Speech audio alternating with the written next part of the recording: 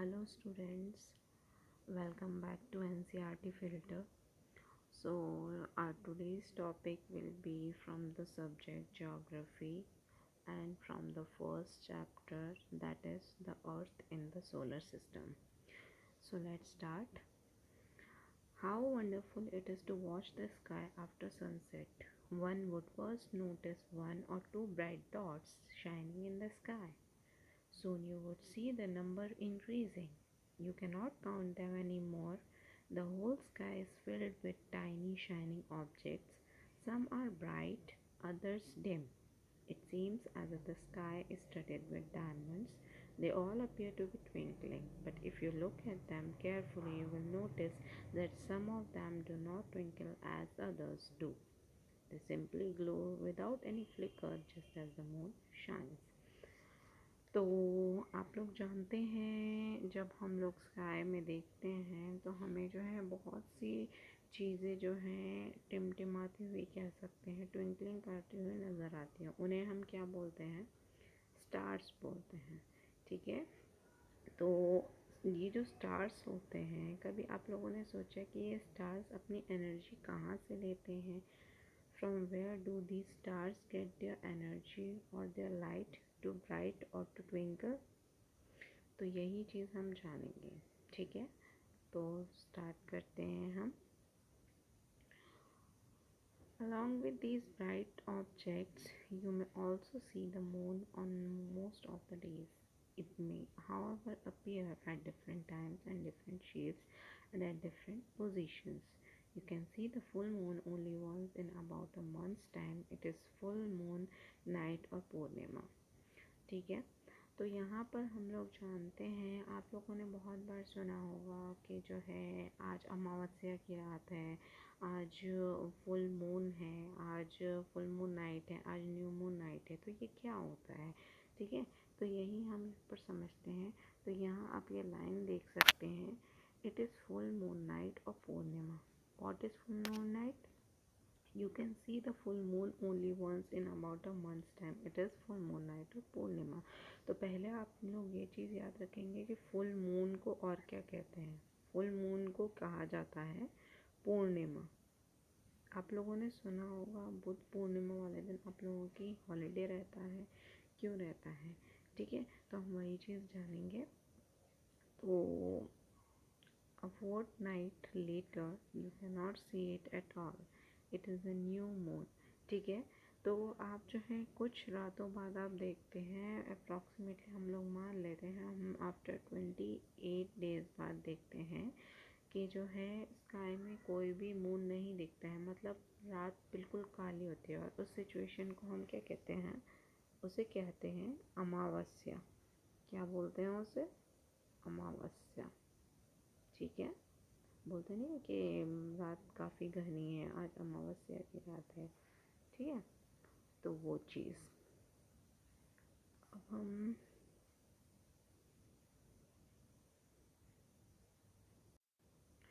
ठीक है, तो जो ये अमावस्या की रात होती है, ठीक है, ये जो अमावस्या की रात होती है, इस दिन हम क्या कर सकते हैं? इस रात को हम लोग जो है स्काई को बहुत क्लियरली नोटिस कर सकते हैं, बहुत क्लियरली ऑब्ज़र्व कर सकते हैं कि कितने स्टार्स होते हैं और वो कौन सा स्टार ट्विंकल कर रहा है, कौन सा स्टार ट्विंकल नहीं कर रहा है। क्योंकि ज़्यादातर क्या होता है फुल मून नाइट्स में, या फिर जब भी मून जो है हम लोग मून को देख सकते हैं, मून नोटिसेबल होता है स्काई में, तो तब क्या होता है कि हम जो है और चीज़ों को नहीं देख पाते हैं। जो भी सेलेस्टियल बॉडीज़ होती है स्काई में, हम उन्हें नहीं देख पाते। क्यों नहीं देख पाते हैं?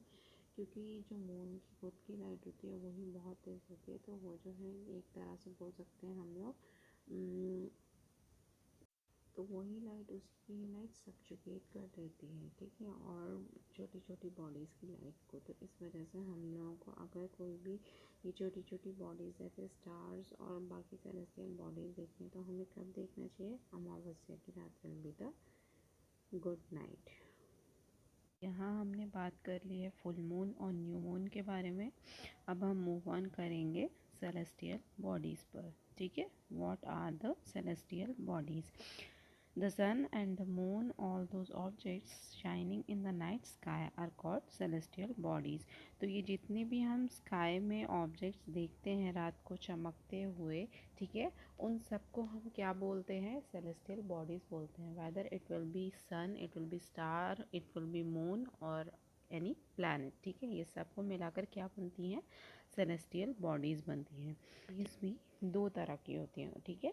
There are two types of celestial bodies, ठीक है। Two of them are, one is stars और star, okay, and other one is planets, okay. तो अब हम समझेंगे कि इन दोनों में डिफरेंस क्या है। Some celestial bodies are very big and hot. They are made up of gases. They have their own heat and light which they emit in large amounts. These celestial bodies are called stars. The sun is a stars. तो students, stars क्या होते हैं? कोई भी ऐसी body जिसकी अपनी own heat और ओन लाइट होती है, ठीक है। So they are known as stars, ठीक है। कोई भी सेलेस्टियल बॉडीज़ में कोई भी बॉडी या कोई भी ऐसा ऑब्जेक्ट हो, जैसे कि हम लोग कह सकते हैं कि जो हमारे स्टार्स होते हैं, ठीक है, स्टार्स की अपनी खुद की ओन लाइट और हीट होती है जिससे कि वो शाइन करते हैं, जिससे कि वो ट्विंकल करते हैं, ठीक है। उसी तरह से अगर हम सन की बात करें, ठीक है, तो हमारी जो सन है वो जो है हमारा जो है लार्ज बॉडी है, ठीक है, लार्ज सेलेस्टियल बॉडी है जिसकी खुद की लाइट और हीट होती है। तो उस हिसाब से हम कह सकते हैं कि सन भी क्या है? एक तरह का स्टार है, ठीक है। तो सन इज़ ऑल्सो स्टार, यहाँ है the sun is a star, ठीक है। फिर बात करते हैं, countless twinkling stars in the night sky are similar to the sun but we do not feel their heat और light and they look so tiny because they are very very far from us. अब एक question arise हो रहा होगा आप लोगों के मन में कि जैसे सन है वो एक स्टार है, ठीक है, लेकिन हम उसकी हीट को और उसकी लाइट को क्या कर सकते हैं? फील कर सकते हैं, ठीक है, but we do not feel the heat और लाइट, ठीक है। किसकी? हम किसकी लाइट और हीट को फील नहीं कर सकते? स्टार्स की, ठीक है। जो स्टार्स रात में चमकते हैं हम उनकी हीट और लाइट को फील नहीं कर पाते। क्यों नहीं कर पाते? क्योंकि वो बहुत छोटे हैं, they are very tiny one, ठीक है। और वो टाइनी क्यों है? क्योंकि वो हमसे बहुत ज़्यादा डिस्टेंस पे हैं, ठीक है, they are very much far from ourselves, ठीक है। तो इसीलिए ये डिफरेंस होता है। अब हम बात कर लेते हैं प्लैनेट्स की, ठीक है। प्लैनेट्स क्या होते हैं, ठीक है। तो ये बात हो गई स्टार्स की, ठीक है। What are stars? जिनकी अपनी खुद की लाइट और हीट होती है। तो अब हम बात करेंगे कॉन्स्टलेशन के बारे में, ठीक है। व्हाट आर कॉन्स्टलेशंस, ठीक है, ओके। तो कॉन्स्टलेशन क्या होता है? While watching the night sky, you may notice various patterns formed by different groups of stars. These are called constellations. तो बेसिकली हम लोग कह सकते हैं, कहीं भी आप ग्रुप ऑफ स्टार देखेंगे, ठीक है, ग्रुप ऑफ स्टार्स, ठीक है, यहाँ ये ग्रुप्स हो गया, कहीं भी आप ग्रुप ऑफ स्टार देखेंगे तो उसे हम क्या बोलते हैं? उसे हम बोलते हैं कॉन्स्टेलेशन, ठीक है। क्या बोलते हैं हम? कॉन्स्टेलेशंस, ठीक है। तो अब कॉन्स्टेलेशन भी बहुत बहुत टाइप्स के होते हैं, जैसे कि अर्सा मेजर, यहाँ आप लोग देख सकते हैं अर्सा मेजर, ठीक है। अर्सा मेजर और big bear is one such constellation. One of the most easily recognizable constellation is the Saptarishi और सप्त सेवन ऋषि सेजेस। तो सप्तऋषि आप लोग जानते हैं कि हमारा सबसे ज़्यादा नोन और रिकॉग्नाइजेबल कॉन्स्टलेशन, ठीक है। अगर कोई भी एग्जाम्पल पूछ आपसे व्हाट इज़ कॉन्स्टलेशन और give an example of a constellation, तो आप सीधा बताते हैं क्या है? सप्तऋषि, ठीक है, विच इज़ 7 सेजेस, ठीक है। सेजेस मीन्स क्या होता है? ऋषि, ठीक है। तो Saptarishi is a recognisable one. It is a groups of 7 stars that forms a part of Ursa Major constellation. तो ये जो हमारा सप्तऋषि है ये क्या है? एक माइनर कॉन्स्टलेशन है, और ये जो है अर्सा मेजर, जो हमारे ये है ना अर्सा मेजर और बिग बियर, इसी का ही ये एक पार्ट है, क्या? सप्तऋषि, ठीक है। Ask someone elder in your family or neighborhood to show you more stars, planets and constellations in the sky. In ancient times, अब हम बात करते हैं कि इसकी पोल स्टार की, ठीक है। What is pole star? Pole star क्या होता है? तो स्टूडेंट्स, आप लोग जानते हैं कि एंशियंट टाइम में क्या होता था। एंशियंट पीपल के पास कोई भी कंपास या फिर कोई भी मैप्स नहीं होता था जिससे कि वो अपने जो लोकेशन होती है उसको जो है लोकेट कर सकें, या फिर कोई भी डायरेक्शन को वो जो है इजीली फाइंड आउट कर सकें। उसके लिए कोई मैप्स और कंपास नहीं होते थे, तो वो किस चीज़ का सहारा लेते थे? They use to take help of a north star. ठीक है, नॉर्थ स्टार। और ये नॉर्थ स्टार को ही क्या बोलते हैं, हम यहाँ पर दिया हुआ है पोल स्टार। ठीक है, तो वो किस तरह से हेल्प लेते थे यहाँ पर हम समझ लेते हैं। इसका कॉन्सेप्ट क्या है? जैसे ये हमारे डायरेक्शंस हैं, ठीक है, ये है वेस्ट, ईस्ट, नॉर्थ और साउथ। ठीक है, तो यहाँ से कोई ट्रैवलर चला, ठीक है, ये ट्रैवलर है, ये इस पॉइंट से चला। ठीक है, अब ये मूव कर रहा है तो इसे जो है नॉर्थ डायरेक्शन में जाना है। तो ये जो है, ये जो स्टार होता था यहाँ पर, जैसे ये स्टार जो है यहाँ आप लोग ये देख सकते हैं, नॉर्थ स्टार, ये हमेशा इसी लोकेशन में रहता है। ठीक है, ये इसकी परमानेंट लोकेशन है। तो अगर किसी भी ट्रैवलर को नॉर्थ में मूव करना है तो वो इस स्टार के सहारे, इस स्टार को देखते देखते अपनी नॉर्थ लोकेशन पर पहुंच सकता है। ठीक है, तो इसका सहारा दिया जाता था एंशियंट टाइम्स में, तो इसी को पोल स्टार भी बोलते थे। It always remains in the same position in the sky. We can locate the position of the pole star with the help of सप्तऋषि। अब हम ये जो पोल स्टार था इसकी लोकेशन को सप्तऋषि से भी क्या कर सकते हैं, फाइंड आउट कर सकते हैं। कैसे? यहाँ पर आप लोग देख सकते हैं कि ये सप्तऋषि का जो है क्या है, फिगर दिया हुआ है। ठीक है, ये इस टाइप से फिगर है सप्तऋषि का। ठीक है, तो यहाँ पर सप्तऋषि में जो ये लास्ट के 2 स्टार्स होते हैं, they are known as pointer star. इन्हें क्या कहते हैं? पॉइंटर स्टार्स बोलते हैं। ठीक है, तो इन पॉइंटर स्टार्स के सहारे, अगर जब आप इन 2 पॉइंटर स्टार्स को देखेंगे तो इसी की जो सीध में बिल्कुल स्ट्रेट लाइन में जो आपको स्टार दिखेगा, ठीक है, तो ये क्या होता है? नॉर्थ स्टार होता है या फिर पोल स्टार होता है। तो आप जो है इसके अकॉर्डिंग भी, सप्तऋषि कॉन्स्टलेशन के अकॉर्डिंग भी पोल स्टार की लोकेशन फाइंड आउट कर सकते हैं। ठीक है, तो मूव करते हैं आगे। Some celestial bodies do not have their own light and heat.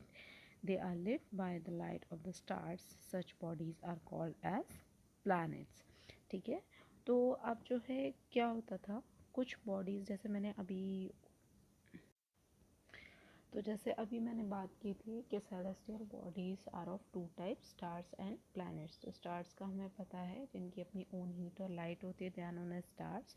अब बात आती है प्लैनेट्स। प्लैनेट्स क्या होते हैं? ठीक है, तो स्टूडेंट्स, प्लैनेट्स क्या होते हैं? जिनकी अपनी ओन लाइट और हीट नहीं होती, those bodies are known as planets. ठीक है, तो सिंपली आप जो है इनके बीच डिफ्रेंशिएट कर सकते हैं। ठीक है, और यहाँ पर ये डेफिनेशन भी दी गई है, व्हाट आर प्लैनेट्स। ठीक है, तो यहाँ ये दिया गया है प्लैनेट्स क्या होता है। The word planets come from the Greek word planetai. अब ये जो प्लैनेट है, क्वेश्चन आपसे पूछा जाए कि प्लैनेट वर्ड कहाँ से लिया, तो प्लैनेट वर्ड लिया गया है, ग्रीक वर्ड है। ठीक है, एक ग्रीक वर्ड है प्लैनेटाई। ठीक है, तो ये प्लैनेट वर्ड किससे लिया गया है? एक ग्रीक वर्ड प्लैनेटाई से। इस प्लैनेटाई का मतलब क्या होता है? वॉन्डरर। वॉन्डरर्स क्या होते हैं? वॉन्डरर्स मतलब जो इधर से उधर मूव करते हैं। ठीक है, जो इधर से उधर घूमते हैं, ट्रैवलर्स आप लोग बोल सकते हैं। तो इसी का जो है वॉन्डरर से जो है ये वर्ड लिया है प्लैनेटाई, और which is known as planet. तो प्लैनेट क्या होते हैं? जिनकी अपनी कोई लाइट नहीं होती है। देखा है ना आपने, सोलर सिस्टम में प्लैनेट्स क्या करते हैं? अपनी जो ऑर्बिटल प्लेन होता है उस पर रिवॉल्व करते रहते हैं अराउंड द सन। ठीक है, अपने ऑर्बिटल प्लेन पर। तो इसीलिए इनको जो प्लैनेट बोलते हैं। प्लैनेट क्या होते हैं? इनकी खुद की अपनी लाइट नहीं होती, अपनी हीट नहीं होती है। ठीक है, जैसे आप लोग जानते हैं कि हमारा प्लैनेट क्या है? अर्थ है हमारा प्लैनेट। ठीक है, हमारी अपनी कोई हीट और लाइट नहीं है, तो हमें ये जो गर्मी मिलती है, इतनी हीट जो मिलती है, और ये जो हमारे जो अर्थ पे डे होता है, ये कैसे होता है? क्या आप लोग बता सकते हैं? ठीक है, सबको पता होगा, क्योंकि हम लोग जो अपनी हीट और लाइट कहाँ से लेते हैं?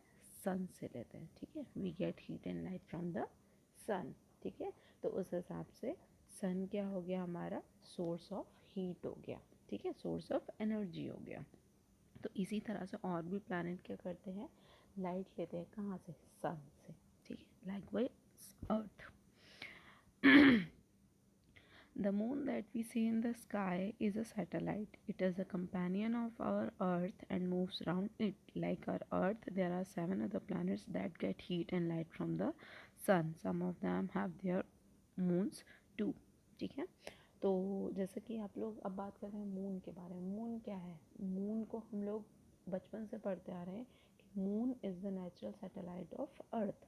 मून क्या है? हमारी नेचुरल सैटेलाइट है, ठीक है। सैटेलाइट क्या होती हैं? जो भी बॉडीज़ किसी भी प्लैनेट के अराउंड रिवॉल्व करते हैं, they are known as satellites, ठीक है। तो हम लोग मेनली बोल सकते हैं कि जो हमारी अर्थ है वो हमारे सन की क्या है? सैटेलाइट है। और मून अर्थ के अराउंड रिवॉल्व करता है, तो इसीलिए moon is the satellite of earth and earth revolves around the sun, so that's why earth is the satellite of sun.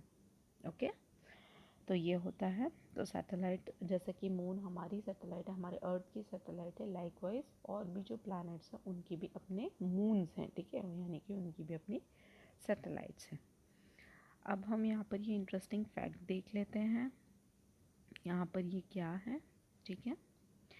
Jupiter, Saturn and Uranus. Saturn or Uranus have their rings around them. These are belts of small debris. These rings may be seen from the Earth with the help of powerful telescopes. तो ये interesting fact बहुत ज़रूरी है, ये हम अभी देखेंगे जब हम सोलर सिस्टम को स्टार्ट करेंगे, ठीक है। सिस्टम स्टार्ट करेंगे नेक्स्ट क्लास में। और आज के लिए इतना ही, वरना ज़्यादा आप लोग डाइजेस्ट नहीं कर पाएंगे। तो पढ़िएगा, लास्ट का सब देखिएगा। और आई होप आपको आज की क्लास पसंद आई होगी। और अगर आपको पसंद आती है तो उसे लाइक कीजिए, सब्सक्राइब कीजिए चैनल को और शेयर कीजिए क्लास ज़्यादा से ज़्यादा अपने फ्रेंड्स और क्लासमेट्स के साथ, जिससे कि सबकी हेल्प हो, ठीक है। और जल्दी ही मैं जो है इसकी नेक्स्ट क्लास भी अपलोड करूँगी, तो तब तक बने रहिए चैनल के साथ, ठीक है। मिलते हैं नेक्स्ट वीडियो में। Take care, bye.